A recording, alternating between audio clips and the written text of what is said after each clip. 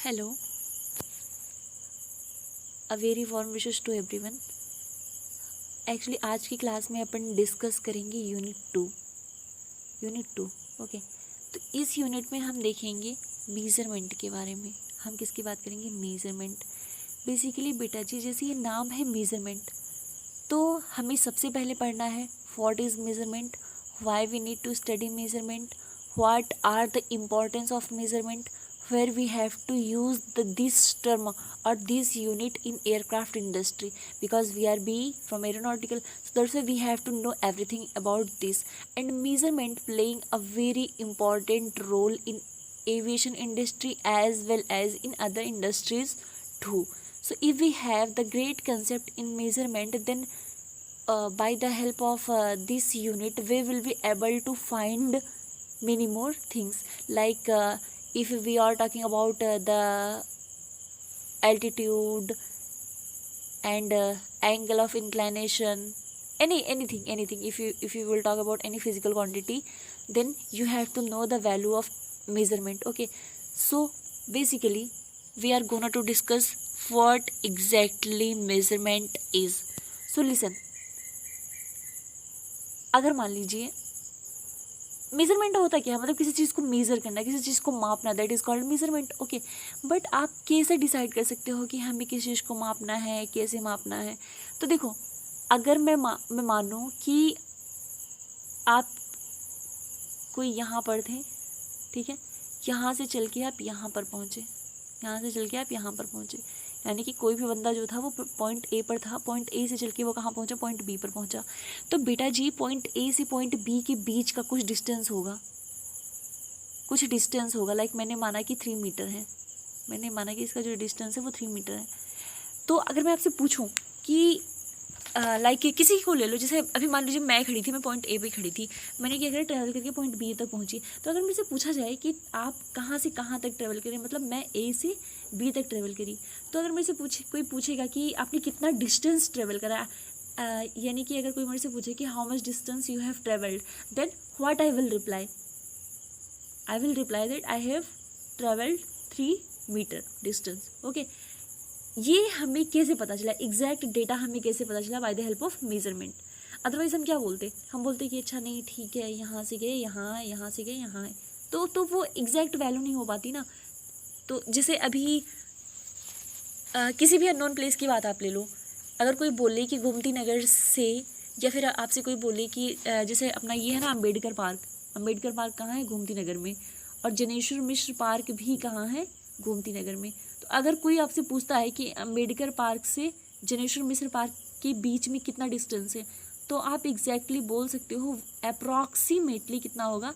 1.3 kilometre होगा। कितना होगा? Approximately 1.3 kilometre. कैसे? By the help of measurement. But बेटा जी, अगर हमें नहीं पता होता तो हम बोलते नहीं, मैं जनेश्वर से मैं गया था कहाँ से? अम्बेडकर पार्क से मैं गया था जनेश्वर मिश्र पार्क तक। कोई बोलता है कितना डिस्टेंस है, तो आप बोलते नहीं डिस्टेंस तो नहीं है, मैं गया था, मतलब ऐसे कुछ हमारे पास कोई एक्यूरेट डेटा नहीं होती, एग्जैक्ट डेटा नहीं होती, या हम उस पर्सन को बताने के एबल मतलब उस पर्सन को हम नहीं समझा पाते जिसने कि कभी उस प्लेस को देखा ना हो। बट अगर हमारे पास मेजरमेंट है, अगर हम क्वान्टिटीज़ या फिर क्वालिटीज़ को मेज़र कर सकते हैं, then we can say the exact value to the audience. Okay, so this is the benefit of measurement. By the help of measurement we can understand the things easily. Okay, and beta here I used a simple word, that is thing. So what is the meaning of things in this chapter? When I will talk about things, then it means that I am talking about pressure, density, temperature, velocity, acceleration, inclination, and and many more things. Okay, horizon and all things. So don't get confused. Measurement का सबसे important role क्या है? By the help of measurement we are able to know the exact value of that particular element or that particular instrument. Okay, like we are flying from aircraft. So now we have to fly from IGROA, Indira Gandhi Rashtriya Udan Academy, that is situated in Fursadganj, Raebareli, and we have to come to Lucknow. Okay, Lucknow Amausi Airport. तो अगर आपसे कोई किसी भी aircraft pilot से अगर कोई पूछेगा कि भाई तुम्हें कहाँ से जाना है, रायबरेली फुर्सतगंज से जाना है, फुर्सतगंज से तुम्हें कहाँ जाना है, अमौसी एयरपोर्ट पे जाना है, तो अगर बेटा जी हमारे पास मेजरमेंट नहीं होता, then pilot will not be able to calculate the distance and the fuel required and many more things. I mean how much time it will take to complete the journey. So these are the more problematic situations which has been solved by the help of measurement. Okay, so basically this is the benefit of measurement. And so I think कि कुछ points clear हो गए होंगे, जैसे कि measurement होता क्या है, क्यों हमें पढ़ना है, इसके बेनिफिट्स क्या हैं. Okay, so now we are going to discuss in detail about measurement. Okay, so what is measurement? We can define measurement in simple or easy words. Okay, so by the help we can define that it is the process of associating numbers with physical quantities and phenomena. Measured is fundamental to the science, to engineering, construction and other technical fields and to almost all everyday activities. It means that I am saying कि measurement क्या है. Measurement किसी भी physical quantities या किसी भी phenomena को measure करने का एक प्रोसेस है जिसके थ्रू हम चीज़ों को नंबर में कैलकुलेट कर लेते हैं.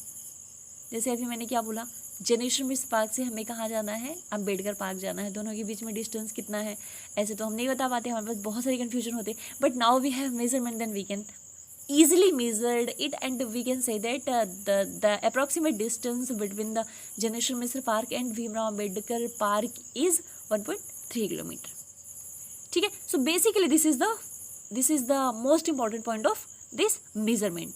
ओके, मेजरमेंट बेटा जी हर जगह एप्लीकेबल है. जैसे आप कंस्ट्रक्शन की बात करो, टेक्निकल फील्ड से किसी भी फील्ड की बात कर लो, like you are talking about drones. Okay, so अगर आप ड्रोन भी फ्लाई करोगे तब भी उसका एक रेंज होता है, एक रेंज सेट होता है कि हाँ ये यहाँ से यहाँ तक जाएगा. उसके लिए भी मतलब आपको मेज़र करना ही पड़ेगा, वैल्यूज़ को मेज़र करना ही पड़ेगा. ठीक है ना. तो देखो मेज़रमेंट हर एक चीज़ में होती है, चाहे वो आपको बैटरी की कैपेसिटी मेज़र करनी हो या फिर ड्रोन की स्पीड मेज़र करनी हो या तो time required, power available, thrust required, thrust available, anything if you have to calculate in numbers then you have to know then you have to use the term measurement. Okay, so basically measurement हर एक जगह पे बहुत important role play कर रहा है. Okay, अब होता क्या है कि कभी कभी अपन चीज़ों को स्टडी करते हैं, स्टडी करते टाइम हमें एग्जैक्ट अमाउंट में डेटा नहीं मिल पाती या फिर कोई अनसर्टेनिटी हो जाती है जिसकी वजह से जो डेटा चाहिए वो एग्जैक्टली ना हो के उसमें कुछ एरर्स आ जाते हैं. उसमें कुछ क्या होते हैं, एरर्स आ जाते हैं. लाइक अब मैंने क्या करा, मैंने एक लाइन खींची, ये लाइन यहाँ से यहाँ तक थी. ठीक है, मैंने जब इस लाइन को एक बार मेज़र करा तो इसकी जो लेंथ थी वो कितनी थी, उसकी लेंथ हो गई 1.3 मीटर. बट मैंने जब दोबारा इसी ये जो लाइन है दोबारा इसी लाइन को मेज़र करा तो ये क्या हो गया 1.4 मीटर. तो देखो बहुत माइन्यूट वेरिएशन है. बट ये देखो होता क्या है कि बेटा जी हमें एग्जैक्ट डेटा नहीं मिल पाती है ना. एक्सपेरिमेंट का यही सबसे बड़ा आप डीमेरिट्स या मेरिट्स भी मान सकते हो कि एक्सपेरिमेंटल केसेस में अपने को एग्जैक्ट डेटा नहीं मिल पाती क्योंकि कोई भी इंजन एफिशिएंट 100% एफिशिएंट नहीं होता. तो अगर कोई इंजन 100% एफिशिएंट नहीं होगा मतलब कि क्या होगा, वो उसकी जो कैपेसिटी मतलब कुछ ना कुछ लॉसेस होंगे. सिंपल सी बात है, जैसे कि न्यूटन ने अपने इसमें थर्मोडायनेमिक्स के लॉज में अपने डिस्कस करा था. तो हर जगह पे जहाँ पर भी आप कुछ अप्लाई करोगे, कोई फोर्स लगाओगे या जो भी होगा तो वहाँ पर कुछ ना कुछ लॉसेस होंगे और आउटपुट हमेशा क्या होगा, कम होगा. तो वही कुछ जो माइन्यूट से चेंजेस होते हैं उसी को अपन क्या बोलते हैं, एरर्स बोलते हैं. ठीक है,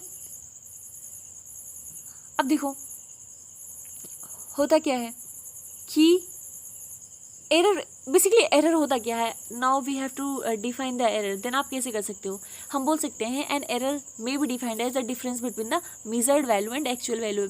मेजर्ड वैल्यू और एक्चुअल वैल्यू के बीच का जो डिफरेंस होता है that is known as error. Okay, अब देखो measured value and actual value ये क्या है. जैसे अपन ने कोई चीज़ डिज़ाइन करा, लाइक हम सभी गेज प्रेशर से हम सभी वाकिफ़ हैं क्योंकि जब भी अपन किसी व्हीकल में एयर फिल करवाने जाते हैं तो वहाँ पर वो प्रेशर पहले चेक करता है. तो देखो, जब हमने प्रेशर डिज़ाइन करा तो हमने उसकी एग्जैक्ट वैल्यू मान के करी कि भाई इसकी जो एग्जैक्ट वैल्यू है वो इतनी है। बट होता क्या है, कभी कभी हम मीटर को रीड करने में दिक्कत कर देते हैं, हम ठीक से पढ़ नहीं पाते, या फिर कभी कभी विजुअलाइजेशन ठीक से नहीं होता, जैसे 3 लिखा हो कहीं पर और कहीं पर मतलब विजुअलाइजेशन अच्छे से नहीं हो पाता, तो उसकी वजह से भी इशूज़ आती हैं। ठीक है, तो इन सारी चीज़ों को हम क्या बोलते हैं, एरर बोलते हैं। यानी कि आप बोल सकते हो कि exact I mean measured value और एक्चुअल वैल्यू के बीच का जो डिफरेंस होता है that is known as error. Okay, अब देखो होता क्या है, हमारे पास कोई भी आप सेम डिवाइस ले लो, दो सेम डिवाइस ले लो, उनकी वैल्यूज़ को कैलकुलेट करो। लाइक आप दो प्रेशर मेजरमेंट डिवाइसेस ले लो, ज़रूरी नहीं है कि वो एग्जैक्ट वैल्यू ही देगा। भले ही हो सकता है कि 0.00405080.1 का एरर रहे, पर एरर्स हमेशा होते हैं क्योंकि कोई भी चीज़ कभी भी 100% एफिशिएंट नहीं होता। ठीक है, तो बेसिकली ये क्या था, एरर था। तो यहाँ पर हमने 2 चीज़ें देखी, तो देखा मेजरमेंट और दूसरा एरर। मेजरमेंट में क्या है, किसी भी चीज़ को नापना, और जब भी आप एरर की बात करते हो, एरर मीन्स क्या होता है कि एग्जैक्ट वैल्यू हमें ना मिल पाना। यानी जब अपन किसी सिस्टम को डिज़ाइन करते हैं तो एक डेटा फिक्स करके रखते हैं कि हाँ यहाँ पर ये चीज़ें मिलनी चाहिए, बट होता क्या है कि कुछ ना कुछ एरर्स आ जाते हैं। भले ही मैं बोल तो रही हूँ 0.501% ले लो, इतने एरर भी होंगे तो तब भी वो क्या होते हैं, एरर्स ही होते हैं। ठीक है ना, तो ये हमने देखा मेजरमेंट और एरर्स के बारे में। अब देखो, एरर्स को हमने 2-3 टाइप से क्लासीफाइड कर रखा है, हम उनकी क्लासिफिकेशंस को देख देते हैं। बेसिकली एरर जो है वो 3 टाइप से क्लासीफाइड है, आपने इसे 12th में पढ़ भी रखा है। कौन कौन से? फर्स्ट है अपना gross error, second is systematic error, and the last one is instrumental error. बेटा, when you are talking about gross error, so what is gross error? Basically जब भी देखो होता क्या है कि जब भी अपन मेजरमेंट की बात करते हैं तो इसको हम किसी स्क्रीन पर देखते हैं, या तो हमारे पास जो डायल पैड्स वगैरह, जैसे पहले होता था ना, पहले वॉचेस वगैरह आती थी, तो वॉचेस वो जो होती थी वो सारी एनालॉगस होती थी, तो उसमें हमें बहुत सारे वो होते थे, क्या बोलते हैं उसको, नीडल्स होते थे, जिसके थ्रू हमें मिनट सेकेंड वगैरह सारा कैलकुलेट करना पड़ता था। बट आज के टाइम पर क्या हुआ है कि सारे स्मार्ट वॉचेस आने लगे हैं, जिसमें कि अगर हमें टाइम देखना होगा तो वो एग्जैक्ट चीज़ें हमें बता देता है।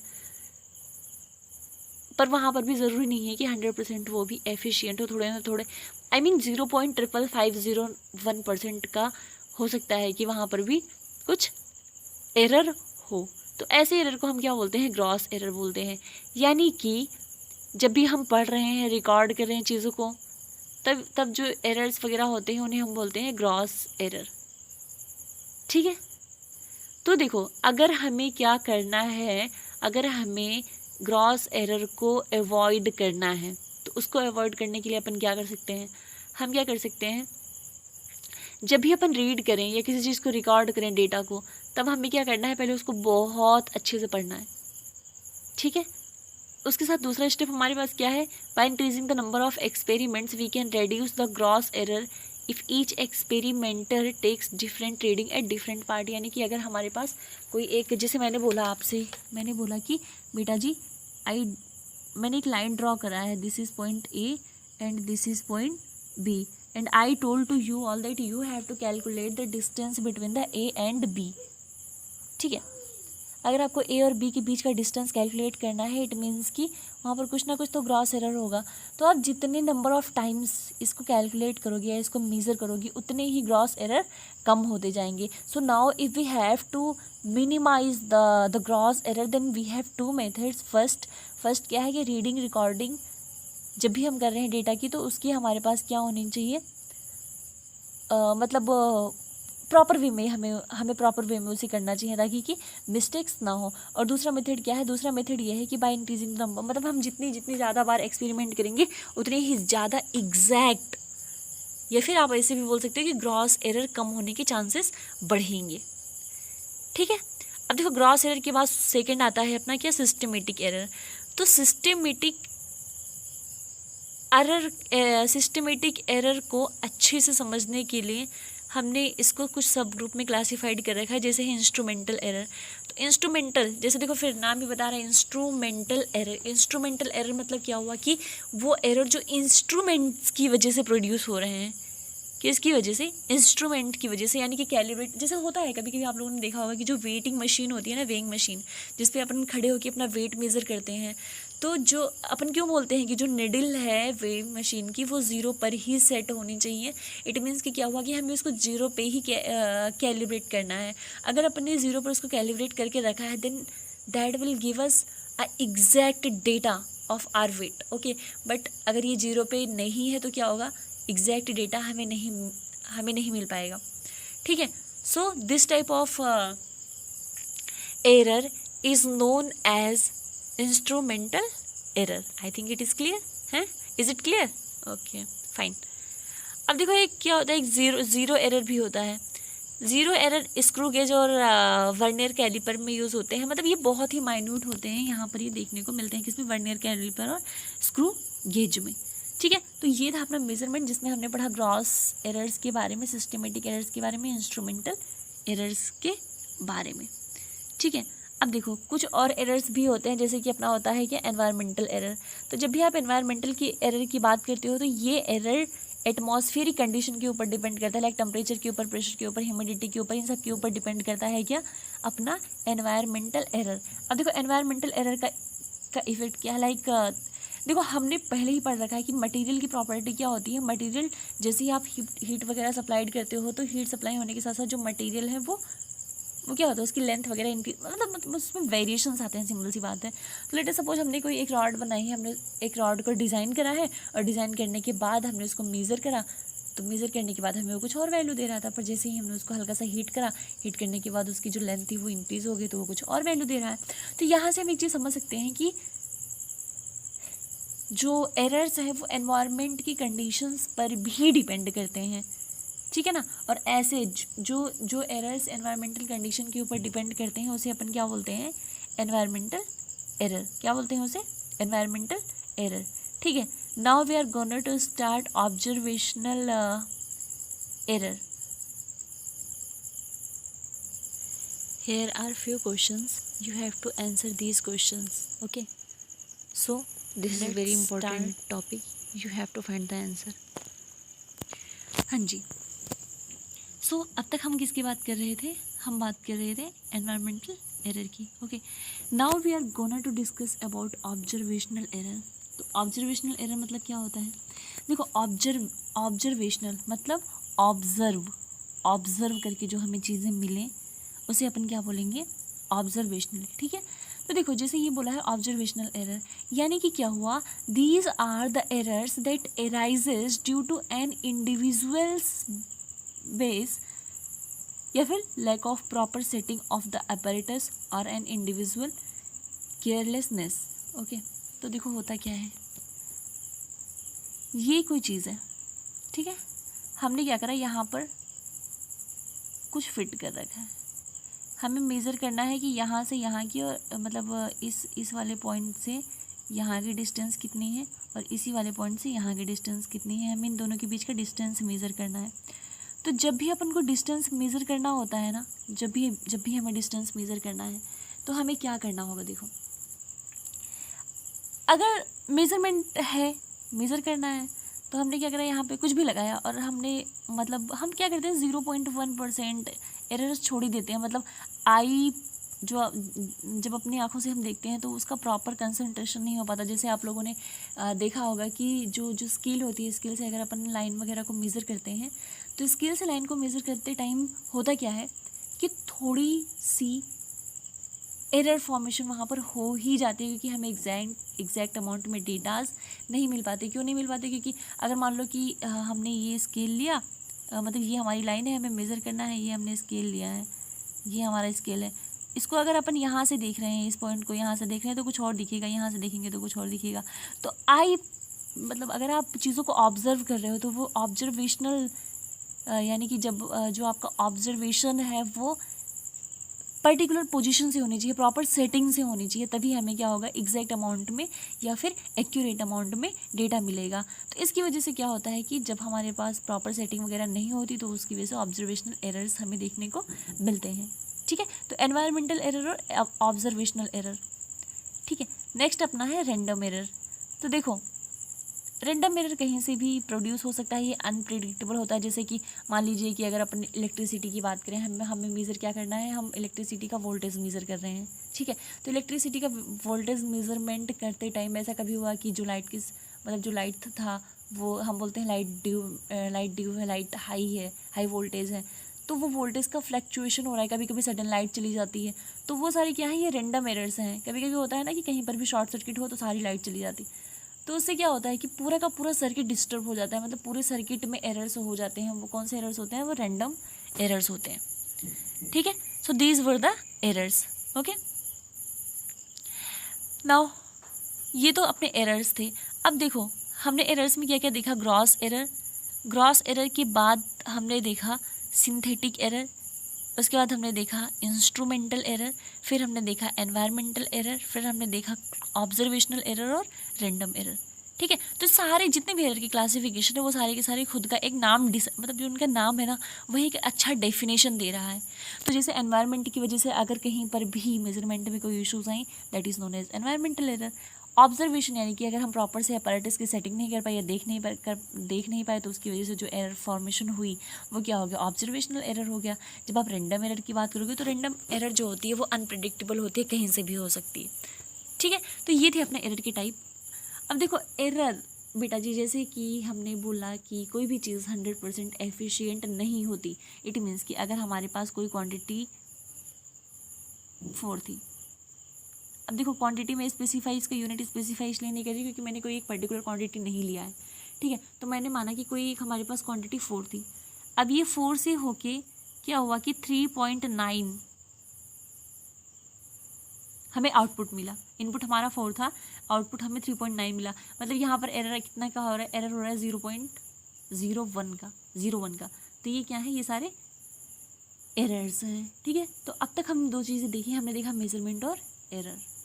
ठीक है, अब अपन डिस्कस करेंगे कि मेजरमेंट जो हम करते हैं वो किस चीज़ का करते हैं, कौन से गेज से किस चीज़ को मापते हैं। अगर मैं आपसे बोलूँ कि किसी को फीवर हो रहा है, अब आपसे बोला जाए कि भाई फीवर हो रहा है, टेम्परेचर मेज़र करो, तो आप बीपी थोड़ी ना मेज़र करोगे। क्यों? क्योंकि हमें टेम्परेचर मेज़र करना है। इट मीन्स ये कि जितनी भी फिजिकल क्वांटिटीज़ हैं उनको मेज़र करने के लिए हमारे पास स्पेसिफिक इंस्ट्रूमेंट्स हैं, डिफरेंट इंस्ट्रूमेंट्स हैं। By the help of that we can measure the values of किसकी वैल्यूज़ मेज़र कर सकते हैं हम, values of all physical quantities. Okay, ठीक है। So now we are going to discuss about the force gauge. तो देखो होता क्या है, force gauge, we are talking about force gauge. तो फोर्स मतलब तो फोर्स ही हो गया, फोर्स मतलब फोर्स हो गया। अब देखो जिस इंस्ट्रूमेंट से अपन फोर्स को मेज़र करेंगे उस इंस्ट्रूमेंट को हम क्या बोलेंगे, फोर्स गेज।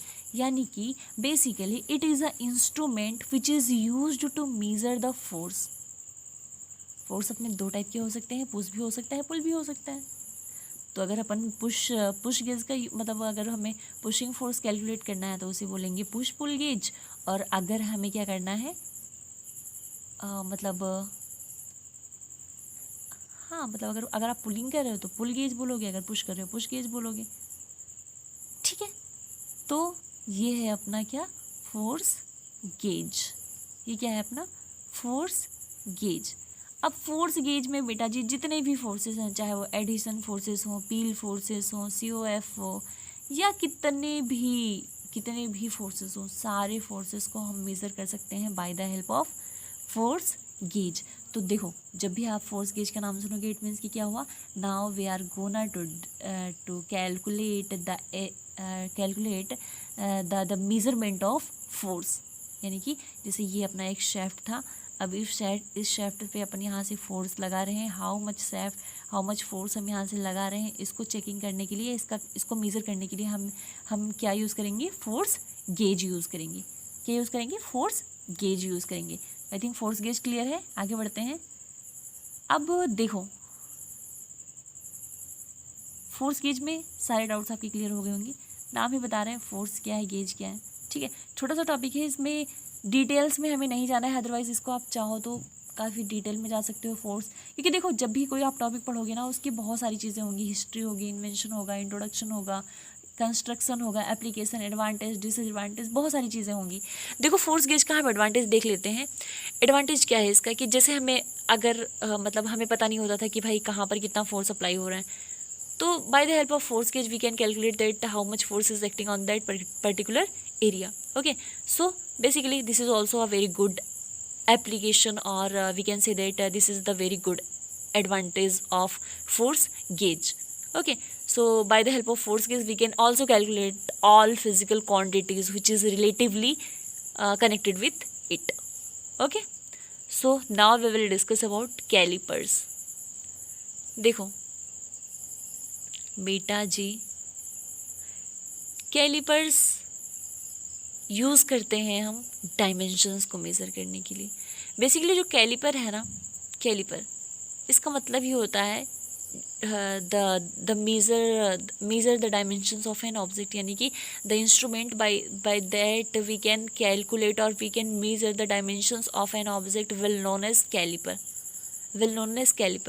कैलिपर कैलिपर की क्लासिफिकेशंस काफ़ी हैं, जैसे आपने बर्नियर कैलिपर पढ़ा है ना, तो ऐसे बहुत सारी क्लासिफिकेशंस हैं। But now we will discuss about only vernier caliper because we are the mechanical student and we will only discuss the most important caliper which is used in mechanical industry.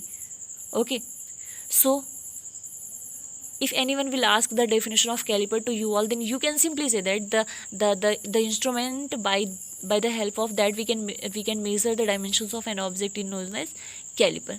Okay, अब देखो caliper है तो caliper के बाद अपन बात करेंगे किसकी, Bernier caliper की. किसकी बात करेंगे, बर्नियर कैलिपर की. ठीक है ना. अब यहाँ पर बर्नियर कैलिपर में आपको देखो नाम, अब आप लोगों ने 12th में एक्सपेरिमेंट भी करा होगा. यहाँ पर देखो क्या होता है, यहाँ पर सारे के सारे डेटाज सेट हैं, सारी लेंथ वगैरह दे रखी है. ठीक है ना. वर्नियर कैलिपर में कुछ इसी टाइप का दिखता था अपना वर्नियर कैलिपर, और इसके हेल्प से अपन लोग एक्सपेरिमेंट करते थे फिज़िक्स में. ठीक है. तो देखो वर्नियर कैलिपर में बेसिकली होता क्या है, वर्नियर कैलिपर में इन स्मॉल जो होती है डेप्थ प्रोब या रॉड होता है, मेन स्केल होता है जिसको कि अपन मैट्रिक बोलते हैं, मेन स्केल इम्पेरिकल होता है, वर्नियर स्केल होता है, वर्नियर स्केल इम्पेरिकल होता है, फिर ये रिटेनर होता है. ठीक है. तो देखो वर्नियर कैलिपर का या फिर आउटसाइड जो लार्ज जॉ है ना, आउटसाइड लार्ज जॉ, उसका काम क्या होता है, उसका काम क्या होता है कि वो external diameter of an object calculate करता है. क्या कैलकुलेट करता है, external diameter of an object. या फिर आपको विथ कैलकुलेट करनी है, मतलब किसी भी चाहे वो हॉलो सिलेंडर हो या फिर रॉड हो या फिर स्फीयर हो, इन सब का आउटर लार्ज जॉ है. आउटर लार्ज जॉ से हम क्या कैलकुलेट कर सकते हैं, हम कैलकुलेट कर सकते हैं डायमीटर. बस हम क्या कैलकुलेट कर सकते हैं, डायमीटर. जो अपना इनसाइड स्मॉल जॉ है उससे हम इंटरनल डायमीटर कैलकुलेट करते हैं. मतलब आउटसाइडर को किससे, आउटसाइड लार्ज जॉ से, इनसाइडर से अपन इनसाइडर. अभी हम देखेंगे कि वहाँ पर वर्नियर कैलिपर में कहाँ कहाँ है, सो डोंट गेट कन्फ्यूज्ड. ठीक है. तो ये दो चीज़ें अपनी होगी, आउटसाइड लार्ज जॉ और ये क्या हो गया, इनसाइड स्मॉल जॉ.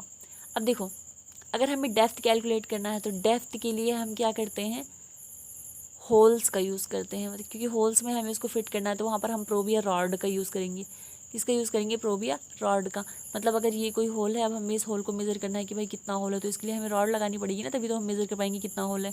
तो वर्नियर कैलिपर में भी क्या होता है, होल्स होते हैं जिसको कि हम मेज़र कर सकते हैं किसका, bye the help of rod. ठीक है. उसके बाद देखो मेन स्केल या मैट्रिक्स. मेन स्केल में मतलब चीज़ें जो हैं वो mm में डिनोट करी गई होती हैं, जिसकी वजह से हम मतलब जिसके हेल्प से हम एग्जैक्ट अमाउंट कैलकुलेट कर सकते हैं. मेन स्केल ये इंचेस और फ्रैक्शंस में होता है. जो भी अपना मेन स्केल होता है वो इंचेस और फ्रैक्शन में होता है.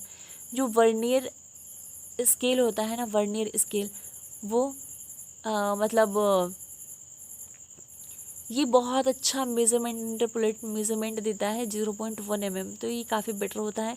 जब भी आप बात करोगे वर्नियर स्केल इम्पेरियल की, तो ये फ्रैक्शन ऑफ इंचेस में देता है. रिटेनर क्या होता है, use to block movable part to allow the easy transforming of a measuring. ठीक है। तो ये सारे इंस्ट्रूमेंट थे किसके, अपने वर्नियर कैलिपर के। ठीक है,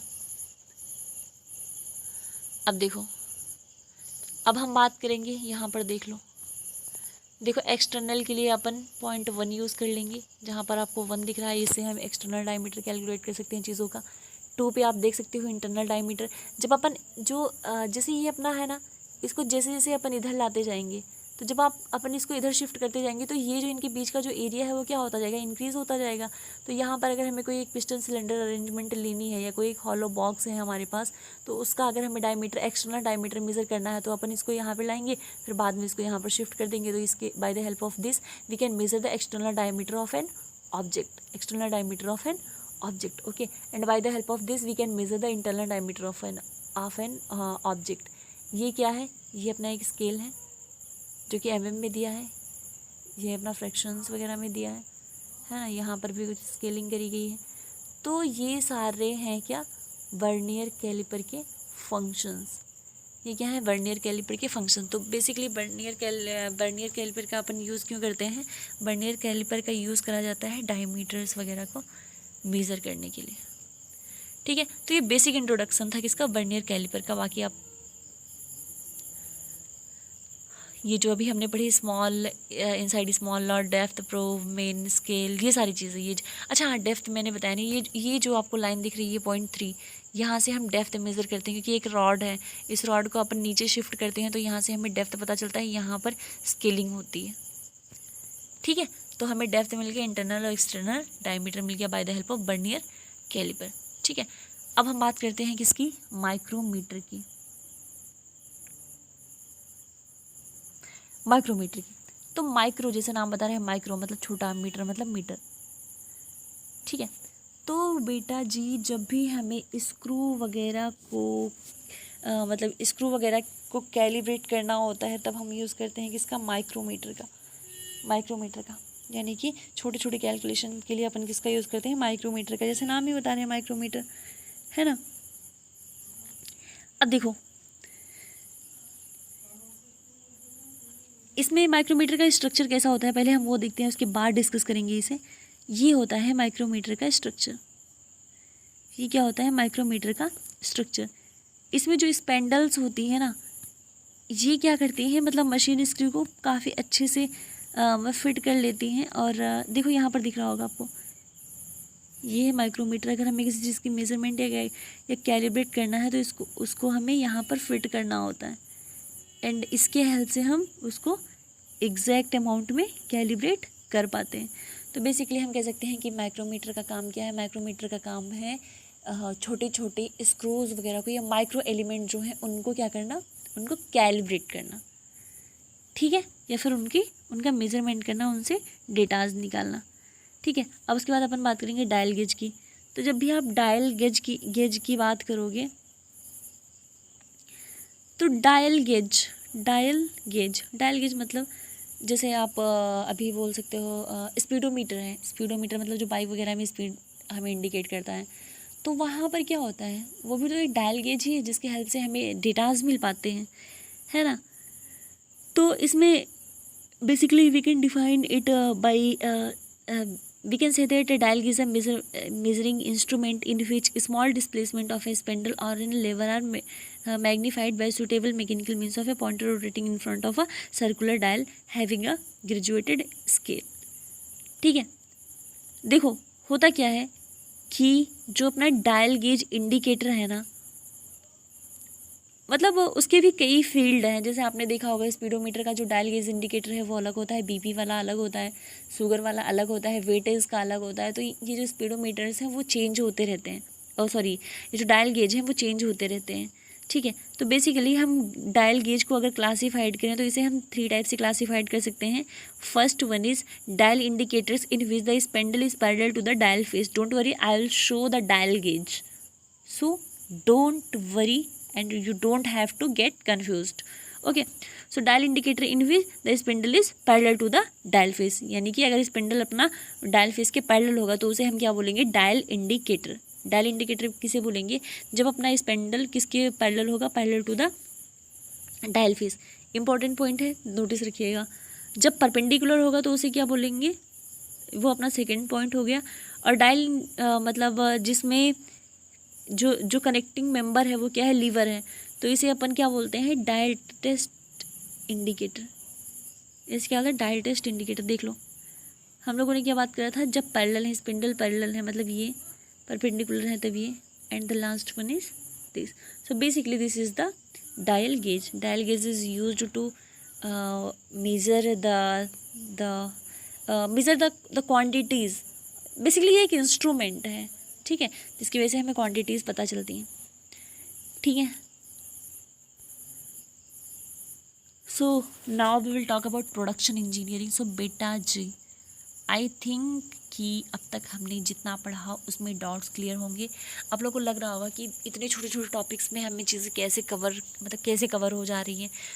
तो देखो हमें क्या करना है, हमें बेसिक चीज़ें पढ़ना है। We don't have to study in deep, because important तो हैं। जैसे अब देखो थर्मो था और एफएम था, तो थर्मो और एफएम काफ़ी इंपॉर्टेंट टॉपिक थे, और जो आपकी बीटेक 4 साल में काफ़ी यूज़फुल थे, तो उसे हमने बहुत अच्छे से डिटेल में पढ़ा था।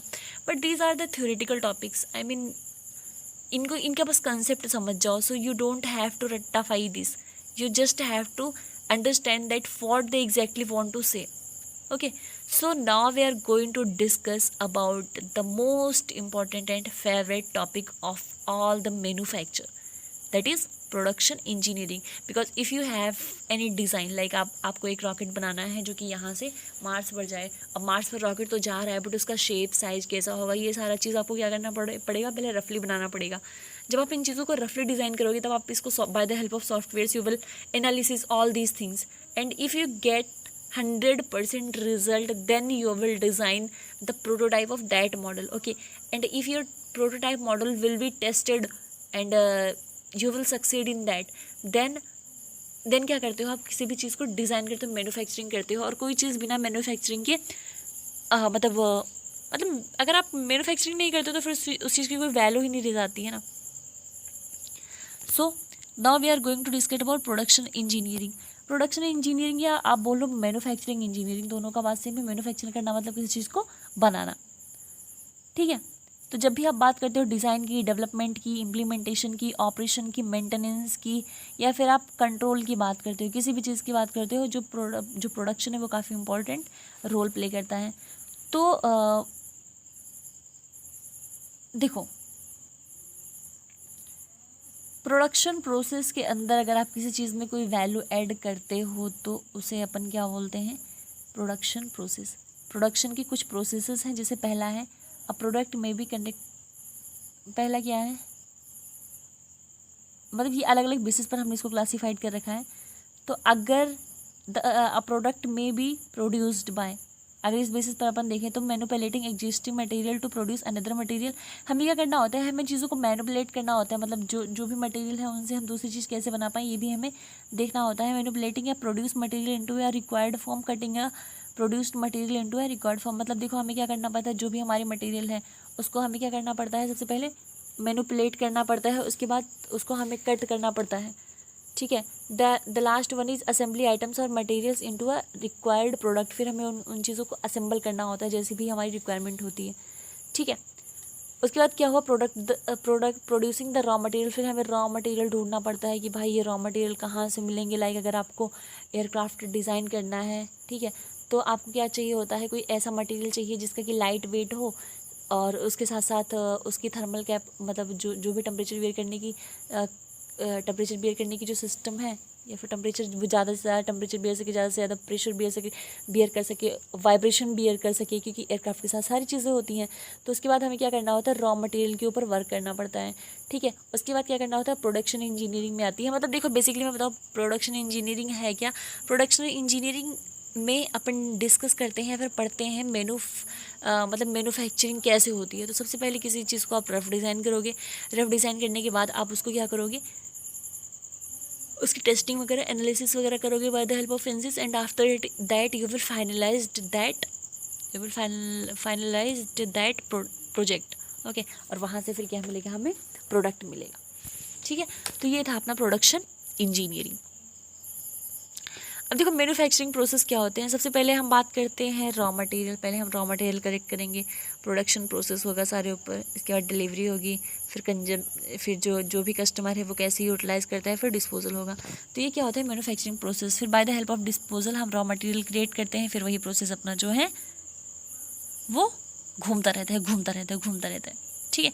सो we can define in word that manufacturing engineering और the manufacturing process are the steps through which raw materials are transmitted into a final product. मतलब by the help of raw material we can transform the raw material into final product. The manufacturing process begins with the product design and material specification from which the product is made. These materials are then modified through manufacturing process to become the required part. ठीक है, तो ये था अपना manufacturing process. तो production engineering में हमने दो चीज़ बात करी, प्रोडक्शन इंजीनियरिंग की और मैन्युफैक्चरिंग प्रोसेस की। बेटा जी मैंने बहुत लेंदी थ्योरीज आप लोगों को नहीं भेजी हैं। देखो मैंने आपको 2 PDF, एक वर्ड फाइल भेजा है और दूसरा मैंने PPT भेजा है। वर्ड फाइल में बहुत सारे एक्सप्लेनेशन है। अगर आपको नोट्स बनाने हैं then you have to follow the lectures. I mean lectures में जो भी नोट्स हैं वो आप फॉलो कर सकते हो। ये ईजी टू अंडरस्टैंड है क्योंकि क्लास में डिस्कस हो रहा है तो चीज़ें जल्दी से याद होंगी अगर आप ध्यान से सुनोगे तो। उसके साथ क्या है, इजी अंडरस्टैंड होने के साथ साथ ये क्या है कि मतलब पॉइंट वाइज है। So you don't have to confused कि भाई इतना बड़ा मैं कैसे करूँ। ठीक है ना। सो अब अगर अपन प्रोडक्शन करते हैं यानी कि अपने पास कोई रॉ मटेरियल था, अपन को उसको प्रोडक्शन करना है तो उसके लिए किसी इंस्ट्रूमेंट का यूज़ होगा या किसी मशीन्स का यूज़ करेंगे हम। तो उन मशीन्स को अपन क्या बोलते हैं, लेथ मशीन।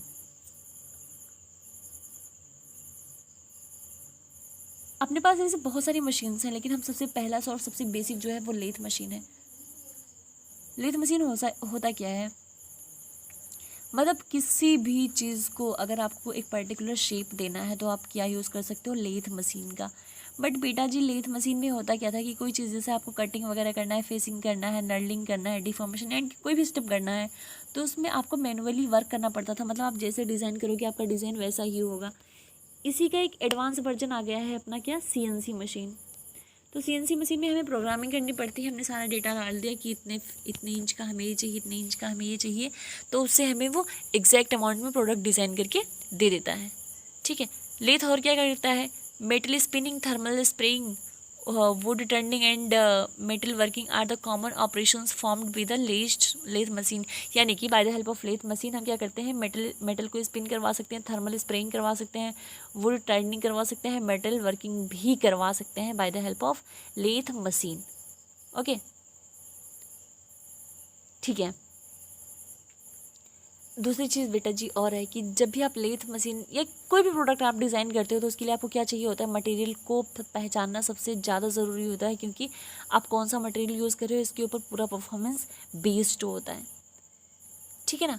तो हम एक बार लेथ का देखो, लेथ होता क्या है, जब भी आपको कर्निंग करना है, स्पिनिंग करना है, थर्मल स्प्रेइंग करना है, वुड टर्निंग करना है, या फिर आप बोल सकते हो कटिंग, फेसिंग, नर्लिंग, ड्रिलिंग, जो भी करना है वो हम किसके हेल्प से कर सकते हैं, by the help of lathe. अब लेथ का एक कंस्ट्रक्शन देख लेते हैं। लेथ मशीन देखने में बिल्कुल ऐसे ही होती है। लेथ मशीन देखने में बिल्कुल ऐसे ही होती है। यहाँ पर मतलब ऐसे होता है कि आप लोगों ने लैब में देखा होगा, आपके लैब में होगा ज़रूर, लेथ तो बिल्कुल ही होगा, है ना। तो लेथ कुछ इस टाइप का होता है। यहाँ पर हम वर्कशीट को फिट करते हैं। वर्कशीट को फिट करने के बाद हमें मतलब रिक्वायर्ड अमाउंट में जो भी हमें चाहिए होता है वो सारी चीज़ें मिल जाती हैं जब हम वर्क पीस को जॉ में सेट करते हैं। ये देखो ये अपना है जॉ, यहाँ पर हम चीज़ों को सेट करते हैं। ठीक है। अब देखो ये मैंने कुछ कंपोनेंट के नाम दे दिए हैं लेथ मशीन के। तो यहाँ पर देख सकते हो ये क्या है, ये है अपना हेड स्टॉक, ये है गियर लीवर्स, ये है चक्स, है ना। ये कूलेंट सप्लाई करते हैं। कूलेंट सप्लाई हम क्यों करते हैं, क्योंकि किसी चीज़ को अगर आप काट रहे हो या उसको फिनिश कर रहे हो, फिनिशिंग करते टाइम, तो क्योंकि देखो लेथ क्या है, एक मेटल है। मेटल जब मेटल से टकराता है तो वहाँ पर हीट तो ज़्यादा अमाउंट में प्रोड्यूस होती है, तो इसलिए हमें इसको कूल करना पड़ता है। ठीक है ना। उसके बाद देखो टॉप स्लाइड है, लेट्स स्क्रू है, टॉलेस्ट स्ट्रोक है ना, फीड शाफ्ट है, क्रॉस स्लाइस है, सैडल, बहुत सारी चीज़ें हैं इसके अंदर। तो by the help of this image you can understand the things in a easier वे, तो ये था अपना लेथ मशीन, ये कुछ लेथ मशीन के कंपोनेंट्स हैं। अब देखो हम क्या करते हैं, हेड स्टोक और टेल स्टोक के बीच में वर्क पीस को रख देते हैं। वर्क पीस मतलब कि कोई मटेरियल, जैसे इस मटेरियल की हमें कोई डिज़ाइनिंग करनी है तो इस मटेरियल की डिज़ाइनिंग को हम किसके बीच में पेस्ट करेंगे, head stock and tail stock के बीच में, ठीक है। अब देखो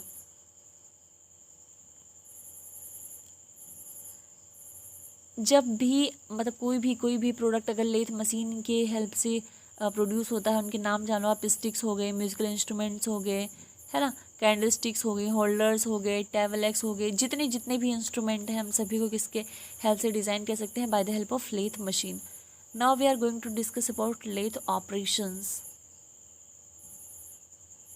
ठीक है ना। तो लेथ क्या क्या काम करता है, इसके जनरल जो ऑपरेशन है वो ग्रूविंग है, टर्निंग है, कटिंग है, सैंडिंग है एंड यही सारी चीज़ें हैं किसकी, लेथ के यानी कि लेथ मशीन इतना सारा वर्क कर सकता है, वो ग्रूव कर सकता है, टर्निंग कर सकता है, कटिंग कर सकता है और सैंडिंग कर सकता है, ठीक है।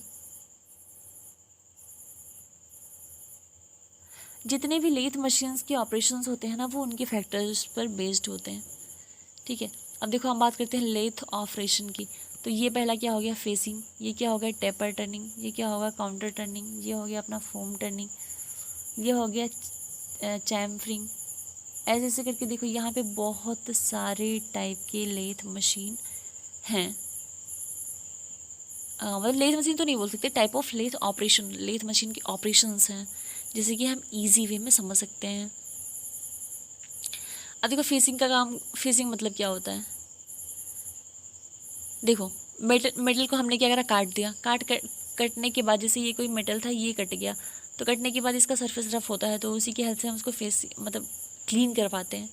उसके बाद है tapering, tapering is to cut the metal to nearly a cone shape and the help to the compound slide, okay. उसके बाद पैरेलल टर्निंग आया, तो पैरेलल टर्निंग का मतलब क्या होता है, जैसे जैसे पैरेलल टर्निंग डिक्रीज होगा वैसे वैसे जो मतलब जो मेटल है ना उसका डायमीटर भी डिक्रीज होगा, ठीक है। अब देखो lathe cutting tool, lathe machine में कटिंग करने के लिए हम डिफरेंट टूल्स का यूज़ करते हैं जो कि गिवन है, grooving tool, off cut blade, parting blades, boring bar, side tool, तो ये सारी क्या है, ये लेथ कटिंग टूल्स हैं। लेथ कटिंग टूल्स यहाँ पे इमेज में भी देख रहे हो, ये सारे क्या है, लेथ कटिंग टूल्स हैं। लेथ कटिंग टूल्स मतलब कि जब भी अपन को वर्क पीस से काटना है तो उसके लिए हम क्या कर सकते हैं, लेथ कटिंग टूल का यूज कर सकते हैं, ठीक है। अब देखो अब हम बात करेंगे ड्रिलिंग मशीन। ड्रिल मतलब होता है होल, वो मशीन जिसके थ्रू हम किसी जगह पे होल कर पाते हैं उसे हम क्या बोलेंगे, ड्रिल मशीन, ठीक है। So we can define in word that a drill or drilling machine is a tool primarily used to making round holes or deriving fastener। मतलब किसी भी चीज़ को अगर होल करना है ना तो आप वहाँ पर क्या यूज़ करते हो, ड्रिल मशीन का यूज़ करते हो। ड्रिल मशीन वॉल्स वगैरह या किसी भी चीज़, कोई भी चीज़ हो उन सबको जो है होल करने के काम आता है, ठीक है। तो बेटा जी ये था अपना सारा जो भी हमें पढ़ना था। आज हमने क्या क्या देखा, हमने मेज़रमेंट देखा, उसके बाद हमने कुछ गेजेस के बारे में डिस्कस करे, फिर अपन ने ड्रिलिंग मशीन के बारे में देखा, लेथ मशीन के बारे में देखा, ठीक है। तो जब भी तो मेरा आप लोगों से एक बहुत ही बड़ा हाथ जोड़ के रिक्वेस्ट है कि अगर किसी को कोई भी डाउट होगी तो आप मुझे कमेंट करके या पर्सनली भी पूछ सकते हो, बिकॉज आपके एग्ज़ाम्स आने वाले हैं। So if you have any doubt then you can just contact on my number, as well as you can send the SMS in group, or you can comment on the below the WhatsApp, below the YouTube, okay, I mean in comments. Bye bye, take care, meet you soon.